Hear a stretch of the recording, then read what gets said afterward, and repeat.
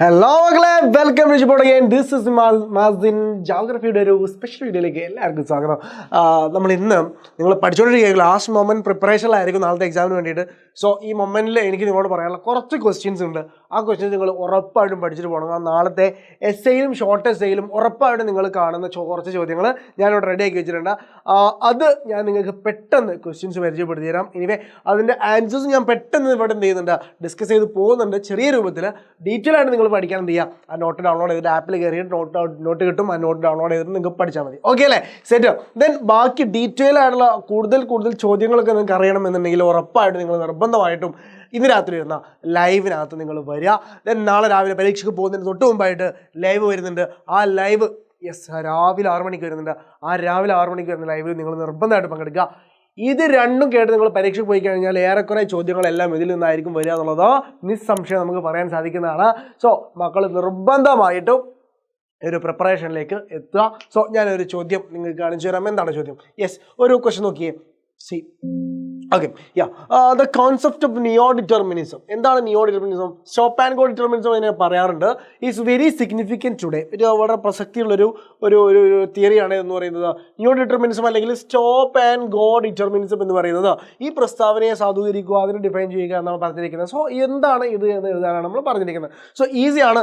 നിയോ determinism എന്ന് പറഞ്ഞ stop and go എന്ന് പറയുന്നത് എന്താണ് എന്നുള്ളത് ഈസിയാണ്. അതാണ് നമ്മൾ എന്ത് ചെയ്യേണ്ടത്, എഴുതി കൊടുക്കേണ്ടത്. ആദ്യമായിട്ട് ഇത് ഇൻട്രൊഡ്യൂസ് ചെയ്തിരിക്കുന്ന ഗ്രിഫ്റ്റ് ടൈലർ ആണെന്നുള്ള ഓർത്ത് വെക്കണം. ഗ്രിഫ്റ്റ് ടൈലറിന്റെ പേര് ഓർമ്മയുണ്ടാവണം. പിന്നെ ഇതിന് മറ്റൊരു പേര് പറയുന്നത് മധ്യമാർഗ്ഗമാണ്, ഒരു മിഡിൽ പാത്താണ്. പോസിബിളിസത്തിന്റെയും അതേപോലെ തന്നെ എൻവയോൺമെന്റൽ ഡിറ്റർമിനിസത്തിന്റെയും രണ്ടിന്റെയും ഇടയിലുള്ള ഒരു മിഡിൽ പാത്താണെന്ന് പറഞ്ഞല്ലോ. ആ ഒരു മധ്യമാർഗ്ഗമാണ് ഇത് എന്ന് പറയുന്നു. then ഇതിന് മറ്റൊരു പേരാണ് സ്റ്റോപ്പ് ആൻഡ് ഗോ ഡിറ്റർമിനിസം എന്ന് പറയുന്നത്. ഒരു ട്രാഫിക് സിഗ്നലിനെയൊക്കെ പോലെ സൂചിപ്പിക്കുന്ന, നോക്കൂ, നമ്മൾ പ്രകൃതിക്ക് അപകടകരമാകുന്ന സാഹചര്യങ്ങളിൽ എത്തി കഴിയുമ്പോൾ അത് നമ്മൾ അവിടെ സ്റ്റോപ്പ് ചെയ്യുക. എന്ത് പ്രോസസ്സാണ് നമ്മൾ ചെയ്യുന്നുണ്ടെങ്കിൽ അത് സ്റ്റോപ്പ് ചെയ്യുക. then നമ്മൾ എന്ത് ചെയ്യാം, അത് ഓക്കെ ആവുന്നൊരു ഘട്ടം വരുമ്പോൾ വീണ്ടും കണ്ടിന്യൂ ചെയ്യുക എന്നുള്ള രൂപത്തിലാണ് എന്ത് ചെയ്യുന്നത്, ഈ ഒരു തിയറി വരുന്നത്. സോ ഇതാണ് എന്ന് പറയുന്നത് നമ്മുടെ നിയോ ഡിറ്റർമിനിസം എന്ന് പറയുന്നത്. ഡിറ്റർമിനിസം ആണോ എന്ന് ചോദിച്ചാൽ ഡിറ്റർമിനിസം അല്ല.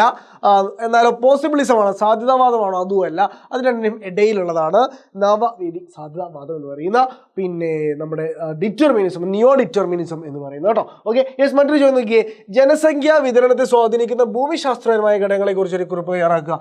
ഭൂമിശാസ്ത്രപരമായ ഘടകങ്ങൾ, ജനസംഖ്യ, ഒരു സ്ഥലത്ത് ജനങ്ങൾ കയറി താമസിക്കാനുള്ള ഭൂമിശാസ്ത്രപരമായ ഘടകങ്ങളെ കുറിച്ചാണ് ഈ ഒരു ചോദ്യം ചോദിച്ചിരിക്കുന്നത്. എന്നാൽ വേറൊരു ചോദ്യം ചോദിച്ചു നോക്കൂ നിങ്ങൾ. ജനസംഖ്യാ വിതരണത്തെ സ്വാധീനിക്കുന്ന സാമ്പത്തിക ഘടകങ്ങൾ, എക്കണോമിക് ഫാക്ടേഴ്സിനെ കുറിച്ച് എഴുതാനാണ് പറഞ്ഞിരിക്കുന്നത്. ഇങ്ങനെ ഒരു ചോദ്യം പരീക്ഷാ പേപ്പറിൽ ഉറപ്പായിട്ട് നിങ്ങൾ പ്രതീക്ഷിക്കണം. ഒന്നെങ്കിൽ ജനസംഖ്യ വിതരണം ബന്ധപ്പെട്ട ഭൂമിശാസ്ത്ര ഘടകങ്ങൾ, അല്ലെങ്കിൽ ഇപ്പം പറഞ്ഞ സാമ്പത്തിക ഘടകങ്ങൾ. ഏതെങ്കിലും ഒരെണ്ണം ഉറപ്പായിട്ടും ചോദിക്കും. ഇനി ഇതല്ലാതെ ഒരെണ്ണം കൂടെയുണ്ട്, സോഷ്യൽ അല്ലേ, സാമൂഹിക ഘടകങ്ങൾ അല്ലേ. അപ്പോൾ ആ സാമൂഹിക ഘടകങ്ങൾ ഒരുപക്ഷെ ചോദിക്കാൻ സാധ്യത വളരെ കുറവാണ്. എങ്കിൽ കൂടെ ഈ രണ്ടെണ്ണം വളരെ പ്രധാനമായിട്ടും പഠിച്ചു വെക്കേണ്ട രണ്ടെണ്ണമാണ്. സോ ഇത് നിങ്ങൾ നോക്കി പഠിക്കുക. ഭൂമിശാസ്ത്രപരമായ ഘടകങ്ങളിൽ അവൈലബിലിറ്റി ഓഫ് വാട്ടർ ഉണ്ട്, അതേപോലെ തന്നെ ലാൻഡ് ഫോംസിൻ്റെ ഭൂരൂപങ്ങളുടെ കിടപ്പ് എങ്ങനെയാണ് എന്നുള്ളതുണ്ട്, അതുപോലെ തന്നെ ക്ലൈമറ്റ്, അവിടുത്തെ കാലാവസ്ഥ എങ്ങനെയാണ് എന്നുള്ള പ്രത്യേകതയെ സ്വാധീനിക്കുന്നുണ്ട്. അതുപോലെ അവിടുത്തെ മണ്ണിനങ്ങൾ, കൃഷിയൊക്കെ സ്വാധീനിക്കുന്ന മണ്ണുകളാണല്ലോ. അപ്പോൾ മണ്ണിനങ്ങൾ ഏതൊക്കെയാണ്, എങ്ങനെയൊക്കെയാണ് എന്നുള്ളത് മറ്റൊരു കാര്യമാണ്. അതേപോലെ രണ്ടാമത്തെ കാറ്റഗറിയാണ് എക്കണോമിക് ഫാക്ടേഴ്സ്. നമ്മൾ പറഞ്ഞു ഇതിനെയും ചോദ്യങ്ങളായിട്ട് ചോദിക്കാം. എക്കണോമിക് ഫാക്ടേഴ്സ് എന്ന് പറയുമ്പോൾ ഒന്ന് മിനറൽസ്, അതിൽ പ്രധാനപ്പെട്ട ഘടകമാണ്. അതേപോലെ ഒന്ന് അർബനൈസേഷൻ ആണ്, അർബനൈസേഷൻ പ്രധാനപ്പെട്ട ഘടകമാണ്. അതേപോലെ തന്നെ മറ്റൊന്ന് ഇൻഡസ്ട്രിയലൈസേഷൻ, വ്യാവസായികവൽക്കരണമുള്ള പ്രദേശങ്ങളിൽ ആളുകൾ ചേക്കേറി താമസിക്കും എന്നുള്ളത് മറ്റൊരു ഘടകമാണ്. ദെൻ ഞാൻ പറഞ്ഞല്ലോ മൂന്നാമതൊരു പാർട്ടും കൂടിയുണ്ട്, അതാണ് സോഷ്യൽ ആൻഡ് കൾച്ചറൽ ഫാക്ടേഴ്സ് എന്ന് പറയുന്നത്, സാമൂഹികവും സാംസ്കാരികമായ ഘടകങ്ങൾ എന്ന് പറയുന്നത്. ഇവിടെ പ്രധാനമായിട്ടും പറയുന്നത് ആളുകളുടെ അവരുടെ മതപരമായ അല്ലെങ്കിൽ അവർ സംസ്കാരത്തെ അടിസ്ഥാനപ്പെടുത്തിയിട്ടുള്ള താമസിക്കുന്ന സൗകര്യങ്ങളെയാണ്. അവരുടെ മത രീതികളുടെ ബന്ധപ്പെട്ട സാഹചര്യങ്ങളുള്ള സ്ഥലങ്ങളിൽ അത്തരം മതവിശ്വാസികൾ ചെന്ന് താമസിക്കാൻ താല്പര്യപ്പെടുന്നു. അതാണ് ഇതിൽ നമ്മൾ മനസ്സിലാക്കേണ്ടത്. അവരിഷ്ടപ്പെടുന്ന സംസ്കാരം അല്ലെങ്കിൽ അവരിഷ്ടപ്പെടുന്ന രാഷ്ട്രീയം, ഇതൊക്കെയാണ് എന്ത് ചെയ്യുന്നത്, ഇത്തരത്തിലെ ആളുകളെ ഒരു സ്ഥലത്തേക്ക് ഏകോപിപ്പിക്കാൻ വേണ്ടിയിട്ട് നമ്മളെ സഹായിക്കുന്നത് ഈ ഒരു കാറ്റഗറിയിൽ എന്നുള്ളത് ഓർത്ത് വെക്കുക. സോ ഇങ്ങനെ 3 കാറ്റഗറി ഉണ്ടല്ലേ, ആദ്യത്തെ 2 കാറ്റഗറി വളരെ ഇമ്പോർട്ടൻ്റ് ആണ് എന്നും ഓർത്ത് വെക്കുക കേട്ടോ. മറ്റൊരു ചോദ്യം നോക്കിയേ. Name the 4 pillars.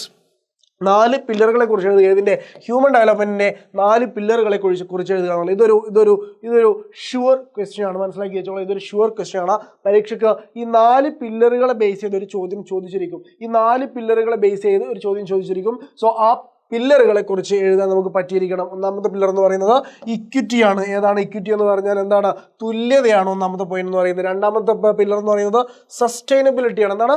സസ്റ്റൈനബിലിറ്റിയാണ്, സുസ്ഥിരതയാണ്. ദെൻ മൂന്നാമത്തെ പോയിന്റ് പ്രൊഡക്ടിവിറ്റിയാണ്, അഥവാ ഉൽപാദനക്ഷമതയാണ്. നാലാമത്തത് എംപവർമെന്റ് ആണ്, അഥവാ ശാക്തീകരണമാണ്. ഈ 4 പില്ലറുകളിൽ നിന്നൊരു ചോദ്യം ചോദിക്കാവുന്നതാണ്. ഇതേപോലെ മറ്റൊരു ചോദ്യമാണ് ഈ കാറ്റഗറിയിൽ വരുന്ന മറ്റൊരു ചോദ്യമാണ്. നോക്കൂ, name the approaches of the human development. നോക്കൂ, അപ്രോച്ചസിനെ പറ്റിയിട്ടുള്ള, സമീപനങ്ങളെ പറ്റിയിട്ടുള്ള, പില്ലേഴ്സിനെ പറ്റിയിട്ടുള്ള ചോദ്യങ്ങൾ പോലെ തന്നെ ഇമ്പോർട്ടൻ്റ് ആണ് സമീപനങ്ങളെ പറ്റിയുള്ള ചോദ്യം. സമീപനങ്ങളിൽ നിന്നും ഒരു ചോദ്യം ഉറപ്പായിട്ട് നിങ്ങൾ പ്രതീക്ഷിക്കണം. ഇതും ഒരു ഷുവർ ക്വസ്റ്റ്യൻ ആണ്, മനസ്സിലായല്ലോ? ഇതും ഒരു ഷുവർ ക്വസ്റ്റ്യൻ ആണ്. 4 സമീപനങ്ങൾ പഠിച്ചു വെച്ചിരിക്കണം. അതിൽ തന്നെ പ്രൊഫസർ അമർത്യ സെൻ മുന്നോട്ട് വെച്ച കാപ്പബിലിറ്റി അപ്രോച്ച് പ്രത്യേകമായിട്ട് പഠിച്ചു വെക്കണം. അതിന് സാധ്യത വളരെ കൂടുതലാണ് എന്നും ഓർത്ത് വെക്കണം. ഓക്കെ, ഏതൊക്കെയാണ് 4 സമീപനങ്ങൾ എന്ന് ഞാൻ പറഞ്ഞു തരാം. നോക്കൂ, അത് ഒന്നാമത്തത് ഇൻകം അപ്രോച്ചാണ്, വരുമാന സമീപനമാണ്. രണ്ടാമത്തത് വെൽഫെയർ അപ്രോച്ചാണ്, ക്ഷേമ സമീപനമാണ്. ഓക്കെ, ക്ഷേമ സമീപനമാണ്. ദെൻ ബേസിക് നീഡ്സ് അപ്രോച്ചാണ് മൂന്നാമത്തത്. അടിസ്ഥാന ആവശ്യങ്ങളുടെ ആയിട്ട് ബന്ധപ്പെട്ട സമീപനങ്ങൾ, അതായത് ILO ഒക്കെ കൊണ്ടുവന്നല്ലേ, ഇന്റർനാഷണൽ ലേബർ ഓർഗനൈസേഷൻ കൊണ്ടുവന്ന ആ ഒരു 6 ബേസിക് നീഡ്സിനെ വെച്ചുകൊണ്ടുള്ള അപ്രോച്ച്. ദെൻ നാലാമത്തത് കാപ്പബിലിറ്റി അപ്രോച്ച്. ഇതാണ് ആര് കൊണ്ടുവന്നത്? പ്രൊഫസർ അമർത്യ സെൻ കൊണ്ടുവന്നത്. പ്രൊഫസർ അമർത്യ സെൻ കൊണ്ടുവന്നിട്ട് കിടക്കുന്നത് ഈ ഒരു കാപ്പബിലിറ്റി അപ്രോച്ച് ആണ് എന്ന് മനസ്സിലാക്കുക. ഇതിന് അടുത്തെന്ന് പറയാനുള്ളത്, അടുത്തൊരു ചോദ്യം പറയാനുള്ളത് നമ്മളെ പ്രൈമറി ആക്ടിവിറ്റി എന്ന ചാപ്റ്ററിൽ വളരെ പ്രധാനമായിട്ടും ചോദിക്കുന്ന ഒരു ചാപ്റ്ററാണ് ട്രക്ക് ഫാമിങ്, ഫാക്ടറി ഫാമിങ്, ഇതേപോലെ പിന്നെ മറ്റൊരു ചോദ്യം നോക്കൂ. സഹകരണ കൃഷി അഥവാ കോപ്പറേറ്റീവ് ഫാമിങ് അല്ലെങ്കിൽ ഓർഗനൈസ്ഡ് ഫാമിങ്, ഇത്തരത്തിലുള്ള. അതേപോലെ വേറൊന്നാണ് പ്ലാന്റേഷൻ. Plantation agriculture. ഇതൊക്കെ വളരെ പ്രധാനമായിട്ടും ചോദിക്കുന്ന ചോദ്യങ്ങളാണ്. ഇത് പഠിച്ചു വെച്ചിട്ടേ പോകാവൂ, നിർബന്ധമായിട്ടും പഠിച്ചു വെച്ചിട്ടേ പോകാവൂ. സോ ഇതൊക്കെ ഞാനിവിടെ എഴുതിയിട്ടുണ്ട്. എന്താണ് നിങ്ങൾ ട്രക്ക് ഫാമിംഗ് ഒക്കെ അറിയാലോ, രാത്രി ഫ്രഷ്നെസ് നഷ്ടപ്പെടാതെ പച്ചക്കറികൾ എന്ത് ചെയ്യുക, മാർക്കറ്റിലേക്ക് എത്തിക്കുക എന്നുള്ളതാണ് എന്ത് ട്രക്ക് ഫാമിംഗ് ഒക്കെ പറയുന്നത്. Agriculture developed Europeans. നേരത്തെ എഴുതി കാണിച്ചല്ലോ നിങ്ങളടുത്ത്. യൂറോപ്യൻസ് കൊണ്ടുവന്ന അഗ്രികൾച്ചറൽ സിസ്റ്റം ഏതായിരുന്നു? ഇപ്പോഴും വളരെ ആക്റ്റീവായിട്ട് ഉപയോഗിക്കുന്ന, ഇന്ത്യയിലേക്ക് വളരെ പ്രധാനപ്പെട്ട ഒരു പ്രൈമറി ആക്ടിവിറ്റി എന്ന് പറയുന്നത് അത് ഏതാണെന്നാണ് ചോദിച്ചിരിക്കുന്നത്. വേറെ ഇതുമല്ല, പ്ലാന്റേഷൻ അഗ്രികൾച്ചർ ആണ്, തോട്ടവിള കൃഷിയാണ്. തോട്ടവിളയാണ് ആര് കൊണ്ടുവന്നത്? നമ്മുടെ ബ്രിട്ടീഷുകാർ ഇന്ത്യയിലേക്ക് കൊണ്ടുവന്ന് വളരെ ആക്റ്റീവായിട്ട് ഇപ്പോഴും ചെയ്തുകൊണ്ടിരിക്കുന്ന കൃഷി എന്ന് പറയുന്നത്. ഇത് കൃത്യമായിട്ട് പറയുകയാണെങ്കിൽ ഏതൊക്കെയാണ് അതിൻ്റെ ഒരു കുറച്ച് പ്ലാന്റ്സ്, ഏതൊക്കെയാണ് ക്രോപ്സ് എന്നുള്ളത് കൊടുത്തിട്ടുണ്ട്. തേയില പോലത്തെ, കാപ്പി പോലത്തെ, കൊക്കോ പോലത്തെ, റബ്ബർ പോലത്തെ, പരുത്തി പോലത്തെ, എണ്ണപ്പന പോലത്തെ, കരിമ്പ് പോലത്തെ, വാഴ പോലുള്ള, പൈനാപ്പിൾ പോലുള്ള ചെടികളാണ്, കൃഷിയാണ് എന്ത് ചെയ്യുന്നത്? നമ്മുടെ പ്ലാന്റേഷൻ അഗ്രികൾച്ചർ എന്ന് പറയുന്ന ഒരു പ്ലാന്റിൽ വളർത്തുന്ന അഗ്രികൾച്ചർ എന്ന് പറയുന്നത്. വേറെ പ്രധാനപ്പെട്ട ചോദ്യം എന്ന് പറയുന്നത് നോക്കിയേ, describe the main characteristics of non settled animal husbandry. അതായത് ഒരു സ്ഥലത്ത് മൃഗപരിപാലനത്തിൽ തന്നെ ഒരു സ്ഥലത്ത് നിൽക്കാതെ അങ്ങോട്ടും ഇങ്ങോട്ടും മാറി പോകുന്ന പലതരത്തിലുള്ള മൃഗപരിപാലനങ്ങളുണ്ട്. അത് ഏതൊക്കെയാണെന്ന് ചോദിച്ചിരിക്കുന്നത്. ഇതിൽ ഏതെങ്കിലും ഒന്നിനെ കുറിച്ച് ഉറപ്പായിട്ടും ചോദ്യം വന്നേക്കാം. നോക്കൂ, ഒന്നാണ് പാസ്റ്ററലിസം. നോർമലി എന്ത് ചെയ്യുക, മൃഗങ്ങളെ വേട്ടയാടുന്നതിന് പകരം വളർത്തി അതിൽ നിന്ന് അവരുടെ ഉൽപ്പന്നങ്ങൾ എടുത്തുകൊണ്ട് ജീവിക്കുക. അതാണ് ഇടയവൃത്തി മൃഗപരിപാലനം എന്ന് പറയുന്നത്. ദെൻ ഇവർ തന്നെ എന്ത് ചെയ്യുന്നത്? നൊമാഡിക് ഹെറിഡിങ് സംഭവിക്കാറുണ്ട്. അതായത് അവരെന്താണ്, നാടോടികളായിട്ട് ജീവിക്കുക. ഇവരുടെ കാലികളെ കൊണ്ട് ഒരു നാട്ടിൽ നിന്ന് മറ്റു നാട്ടിലേക്ക് പോകുന്ന ജീവിത രീതി, അതിനാണ് നമ്മൾ എന്ത് പറയുക, നൊമാഡിക് ഹെറിഡിങ് എന്ന് പറയുന്ന. ഡീറ്റെയിൽ ആയിട്ടുണ്ട്, നിങ്ങൾ നോക്കണം കേട്ടോ. പിന്നെ ട്രാൻസ്ഹ്യൂമൻസ് ഉണ്ട്. ട്രാൻസ്ഹ്യൂമൻസ് എന്ന് വെച്ചാൽ ഒരു കുന്നിൻ്റെ ചെരുവിലേക്ക് സമ്മറിലും വിൻ്ററിലും എന്ത് ചെയ്യുന്നത്? മാറി പോരുന്നത്. അതായത് താഴ്വരയിൽ ജീവിച്ചിരുന്ന ആളുകൾ സമ്മർ ആവുന്ന സമയത്ത് കുന്നിൻ്റെ മുകളിലേക്ക് കയറുകയും അവിടെ നിന്ന് വിൻ്റർ ആകുമ്പോൾ വീണ്ടും താഴ്വരയിലേക്ക് തന്നെ ഇറങ്ങുകയും ചെയ്യുന്ന ആ ഒരു അങ്ങോട്ടും ഇങ്ങോട്ടും മാറിക്കൊണ്ടിരിക്കുന്ന ആ ഒരു ജീവിത രീതി ഫോളോ ചെയ്യുന്ന ആട്ടിടയന്മാർ, അതാണ് എന്ത് പറയുന്നത്? ട്രാൻസ്ഹ്യൂമൻസ് എന്ന് പറയുന്നത്. ഇപ്പോഴും ഇന്ത്യയിലൊക്കെ നമ്മളെ കാശ്മീരിൻ്റെ ഭാഗങ്ങളിലൊക്കെ എന്തുണ്ട്? ട്രാൻസ്ഹ്യൂമൻസ് ജീവിക്കുന്നുണ്ട് എന്നുള്ളതാണ്. പിന്നെ കൊമേഴ്ഷ്യൽ ലൈഫ് സ്റ്റോക്ക് റിയറിങ്, അതെന്താണ് ഓരോ നമ്മുടെ വാണിജ്യാടിസ്ഥാനത്തിൽ മാത്രം അതിൻ്റെ ഉൽപ്പന്നങ്ങൾ വിൽക്കണം എന്നുള്ള രൂപത്തിൽ മാത്രം ചെയ്യുന്ന കൃഷി രീതി. അതിന് പ്രധാനപ്പെട്ട ചില രാജ്യങ്ങളൊക്കെ ഉണ്ട്, അതൊക്കെ ഞാൻ അവിടെ കൊടുത്തിട്ടുണ്ട്. ഓക്കെ, മറ്റൊരു ചോദ്യം നോക്കിയേ, വ്യവസായങ്ങളുടെ സ്ഥാനനിർണ്ണയം. നമ്മൾ നേരത്തെ പറഞ്ഞിരുന്നു, ആളുകൾ താമസിക്കുന്ന ജീവിതം എവിടെ താമസിക്കണമെന്ന് തിരഞ്ഞെടുക്കുന്ന ചില സാഹചര്യങ്ങൾ പറഞ്ഞിരുന്നു. അതേപോലെ തന്നെ ഇവിടെ പറയുന്ന മറ്റൊരു ചോദ്യം, ഈ ചോദ്യത്തിൽ പറയുന്നത് എന്താണെന്നറിയോ? വ്യവസായങ്ങൾ എവിടെ സ്ഥാപിക്കണം എന്ന് തീരുമാനിക്കുന്ന ചില ഘടകങ്ങളുണ്ട്. ആ ഘടകങ്ങളെ, വ്യവസായങ്ങളുടെ സ്ഥാനനിർണ്ണയങ്ങളിൽ ഏതെങ്കിലും നാലെണ്ണത്തെക്കുറിച്ച് ചർച്ച ചെയ്യുക. Discuss any 4 factors that determine the location of industries. ഒരു ഇൻഡസ്ട്രീസ് ലൊക്കേഷനെ ഇൻഫ്ലുവൻസ് ചെയ്യുന്ന കാര്യങ്ങൾ എന്തൊക്കെയാണ്? ഈ പറഞ്ഞ കാര്യങ്ങളാണ് ഇത് ഇൻഫ്ലുവൻസ് ചെയ്തത്. അതിൻ്റെ മാർക്കറ്റ് അടുത്തുണ്ടാവണം, അതിൻ്റെ റോ മെറ്റീരിയൽ അസംസ്കൃത വസ്തു അടുത്തുണ്ടാവണം, പെട്ടെന്ന് പെട്ടെന്ന് കിട്ടുന്നതായിരിക്കണം, നല്ല ഗവൺമെൻറ് പോളിസിയുള്ള സ്ഥലമായിരിക്കണം, ആക്സസ് ടു അഗ്ലോമറേഷൻ എക്കോണമീസ് അതുമായിട്ട് ബന്ധപ്പെട്ട സമൂഹ സമ്പദ് വ്യവസ്ഥകൾ അടുത്തുണ്ടായിരിക്കണം, അവൈലബിലിറ്റി ഓഫ് ലേബർ തൊഴിലാളികൾ പെട്ടെന്ന് കിട്ടിയിരിക്കണം, അവിടെ ഊർജ്ജ ലഭ്യത പെട്രോൾ പിന്നെ അതേപോലെ ഇലക്ട്രിസിറ്റി ഇതൊക്കെ അവിടെ കിട്ടുന്ന ഒരു സംവിധാനം ഉണ്ടായിരിക്കണം. ദെൻ ഗതാഗത വാർത്താവിനിമയ സംവിധാനങ്ങൾ എന്ത് ചെയ്യണം അവിടെ ഉണ്ടായിരിക്കണം എന്നുള്ളതാണ് കേട്ടോ. Okay yes. പിന്നെ മറ്റൊരു ചോദ്യം നോക്കിയേ, സൂചനകളുടെ അടിസ്ഥാനത്തിൽ വ്യവസായങ്ങളെ വർഗീകരിച്ച ഓരോ വിശദമാക്കുക. Classify the industries on the basis of following hints. അതായത് പലതരത്തിൽ ക്ലാസിഫൈ ചെയ്തിട്ടുണ്ട്. എന്തിനെ വ്യവസായങ്ങളെ സൈസിൽ വലിപ്പത്തിൻ്റെ അടിസ്ഥാനത്തിൽ 3 കാറ്റഗറികൾ നമ്മൾ പഠിച്ചാണല്ലേ. ആ കാറ്റഗറികൾ ഏതൊക്കെയാണെന്നാണ് ചോദിച്ചിരിക്കുന്നത്. ഒരു എസ് എ ക്വസ്റ്റ്യൻ ആണ്, ഒരു എസ് എ ക്വസ്റ്റ്യൻ ആണ്. യെസ്. അതേപോലെ തന്നെ പല റോ മെറ്റീരിയലിൽ നിന്നുള്ള ഉൽപ്പന്നങ്ങളുണ്ട്, കൃഷിയിൽ നിന്നുള്ളത്, കെമിക്കലിൽ നിന്നുള്ള അങ്ങനെ തുടങ്ങി നമ്മൾ പഠിച്ചാൽ അല്ലേ. അപ്പോൾ ആ റോ മെറ്റീരിയൽ ബേസിൽ ക്ലാസിഫൈ ചെയ്യാം. പിന്നെ പ്രോഡക്ട്സ് ഉണ്ടാക്കപ്പെടുന്ന പ്രോഡക്ട്സിൻ്റെ ബേസിൽ നമുക്ക് അതിനെ ക്ലാസിഫൈ ചെയ്യാം അല്ലേ. ബേസിക് നീഡ്സ് പ്രോഡക്ട്സ് എന്നൊക്കെ പറയുന്നത് നമ്മൾ കൺസ്യൂം ഗുഡ്സ് എന്നൊക്കെ പറയുന്നത് നമ്മൾ പഠിച്ചിട്ടുണ്ടല്ലേ. ഓണർഷിപ്പിൻ്റെ ബേസിൽ 3 തരത്തിലുള്ള ആളുകൾ ഓണർഷിപ്പ് നടത്തുന്നുണ്ട്. ഗവൺമെൻറ് പബ്ലിക് ആയിട്ടുള്ള ഓണർഷിപ്പ് ഉണ്ട്, പ്രൈവറ്റ് ആയിട്ടുണ്ട്, രണ്ടും കൂടെ ചേർന്നുള്ള ജോയിൻ്റ് ഉണ്ട്. ഇതൊക്കെ അല്ലേ ഇതിനെക്കുറിച്ച് പറയാൻ പറഞ്ഞിരിക്കുന്നത്. ഇതിൽ ഏതെങ്കിലും ഒന്നിനെക്കുറിച്ച് ഉറപ്പായിട്ടും ചോദിക്കും. ഇത്തരത്തിലൊരു ചോദ്യം എസ് എയും നമുക്ക് പ്രതീക്ഷിക്കാം. മനസ്സിലായോ? എല്ലാം കൂടെ ചേർത്തുള്ള ഒരു ചോദ്യം എസ് എയും നമുക്ക് പ്രതീക്ഷിക്കാം. ഇനിയിപ്പോൾ എസ് എ ഇത് ചോദിച്ചില്ലെങ്കിൽ കൂടെ ഇതിൽ ഏതെങ്കിലും ഈ 4 ഒരെണ്ണത്തെക്കുറിച്ച് പരീക്ഷയിൽ ഷോർട്ട് എസ് എ ഉറപ്പായിട്ടും ചോദിച്ചിരിക്കും. ഷുവർ ക്വസ്റ്റ്യൻ ആണ്.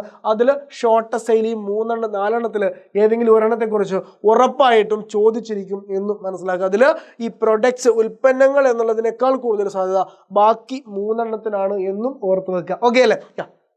തന്നെ അതുപോലെ ഡിസ്ക്രൈബ് ചെയ്തിട്ടുണ്ട്, ഞാൻ അതിലേക്ക് കടക്കുന്നില്ല. ഓക്കെ അല്ലേ? അപ്പോൾ നമ്മൾ എന്ത് ചെയ്യുന്നു, അടുത്തൊരു ചോദ്യത്തിലേക്ക് നമുക്ക് പോവാം. യെസ്. എന്താണ് ഡിജിറ്റൽ ഡിവൈഡ് എന്നുള്ള ടേമിനെ കൊണ്ട് സൂചിപ്പിക്കുന്നത്? ഒരു ഷോർട്ടസ്റ്റ് ചോദിക്കാനുള്ള ചെറിയ മാർക്കിന് ഒരു 3 മാർക്കിൻ്റെ ചോദ്യം ചോദിക്കാനുള്ള സാധ്യതയുള്ളതാണ് എന്ന് പറയുന്നത്. ഡിജിറ്റൽ ഡിവൈഡ് എന്താണ് എന്നുള്ളത്. എന്താണ് ഡിജിറ്റൽ ഡിവൈഡ്? ടെക്നോളജി മുന്നോട്ട് പോകുന്ന കാലത്ത് ടെക്നോളജിയിൽ വളരെയധികം മുന്നിൽ നിൽക്കുന്ന രാജ്യങ്ങളുണ്ടാവും, ആ രാജ്യങ്ങളുടെ ഒപ്പം എത്താത്ത കുഞ്ഞു രാജ്യങ്ങളുണ്ടാവും. അവിടെ ഒരു ഡിജിറ്റൽ വേർതിരിവ് നമുക്ക് കാണാൻ സാധിക്കും. അവിടെ ടെക്നോളജിയിൽ മുന്നിൽ നിൽക്കുന്ന രാജ്യങ്ങൾ ഒരുപാട് ദൂരം മുന്നോട്ട് പോവുകയും മറ്റുള്ളവർക്ക് അവരോട് കിടപിടിക്കാൻ കഴിയാത്ത ഗ്യാപ്പ് അവിടെ ക്രിയേറ്റ് ചെയ്യപ്പെടുകയും ചെയ്യും. അത്തരത്തിലുണ്ടാകുന്ന ആ ഒരു ഗ്യാപ്പിനെയാണ് നമ്മൾ എന്ത് പറയുക, ഡിജിറ്റൽ ഡിവൈഡ് എന്ന് പറയുക. അവിടെ ഡിജിറ്റലി ഉണ്ടാകുന്ന ഒരു ഗ്യാപ്പാണത്. അവിടെ എന്താല്ല അതിർത്തികളുടെ ഗ്യാപ്പല്ല, സമ്പത്തിൻ്റെ ഗ്യാപ്പല്ല, അവിടെ അവർക്ക് ഡിജിറ്റലി ഉയരാൻ കഴിയാത്തത് കൊണ്ട് അവർ തമ്മിലുള്ളൊരു അന്തരം, അതാണ് എന്ന് പറയുന്നത് ഡിജിറ്റൽ ഡിവൈഡ്, ഡിജിറ്റൽ വിഭജനം എന്ന് നമ്മൾ പറയുന്നത്. Okay. What is mean by transcontinental railway? ഒരു പ്രതീക്ഷിക്കാവുന്ന ചോദ്യമാണ് ട്രാൻസ് കോണ്ടിനെന്റൽ റെയിൽവേ എന്ന് പറയുന്നത്. ഒരു ഭൂഖണ്ഡത്തിൻ്റെ ഒരറ്റത്ത് നിന്ന് മറ്റൊരറ്റത്തേക്ക് ഒരു റെയിൽവേ സംവിധാനം ഉണ്ടായിട്ടുണ്ടെങ്കിൽ ആ റെയിൽവേ സംവിധാനത്തിന് പറയുന്ന പേരാണ് എന്തെന്ന് പറയുന്നത്, നമ്മുടെ ട്രാൻസ് കോണ്ടിനെന്റൽ റെയിൽവേ എന്ന് പറയുന്നത്. എന്താണ് ട്രാൻസ് കോണ്ടിനെന്റൽ റെയിൽവേ എന്ന് പറയുന്നത്? കുറച്ച് കോണ്ടിനെന്റൽ റെയിൽവേസ് ഉണ്ട്, അത് എന്ത് ചെയ്യണം, നിങ്ങൾ എക്സാമ്പിൾ സഹിതം പഠിച്ചു വെക്കണം. ട്രാൻസ് സൈബീരിയൻ റെയിൽവേ, അതേപോലെ ട്രാൻസ് കനേഡിയൻ റെയിൽവേ ഒക്കെ നമ്മൾ പഠിച്ചാലേ. ഇതൊക്കെ നിങ്ങൾ ഓർത്ത് വെക്കുക. ഇതിന് പ്രധാനപ്പെട്ട ഒരു പോയിന്റാണ് റെയിൻ ജലപാത. റെയിൻ ജലപാതയുടെ പ്രത്യേകത എന്താണ്? അതൊരു ചോദ്യം നിങ്ങൾ പ്രതീക്ഷിക്കണം, ഉറപ്പായിട്ട് പ്രതീക്ഷിക്കണം.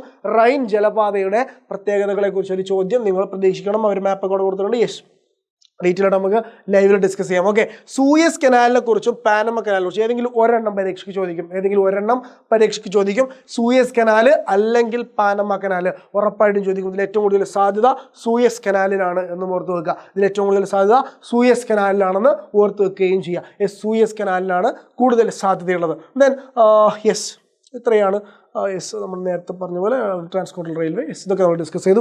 ഇത്രയാണ് നമ്മൾ പ്രധാനപ്പെട്ട ഫസ്റ്റ് പാർട്ടിൽ നിന്ന് ഓർത്ത് വെക്കേണ്ട എസ്സേയിൽ പ്രതീക്ഷിക്കാവുന്ന ഷോർട്ടസ്റ്റിൽ പ്രതീക്ഷിക്കാവുന്ന ചോദ്യങ്ങൾ എന്ന് പറയുന്നത്. ഇനി സെക്കൻഡ് പാർട്ടിൻ്റെ വീഡിയോ വരുന്നുണ്ട്, അതിൽ മറക്കാതെ ആ വീഡിയോ കാണുക, ലൈവിൽ മറക്കാതെ പങ്കെടുക്കുക.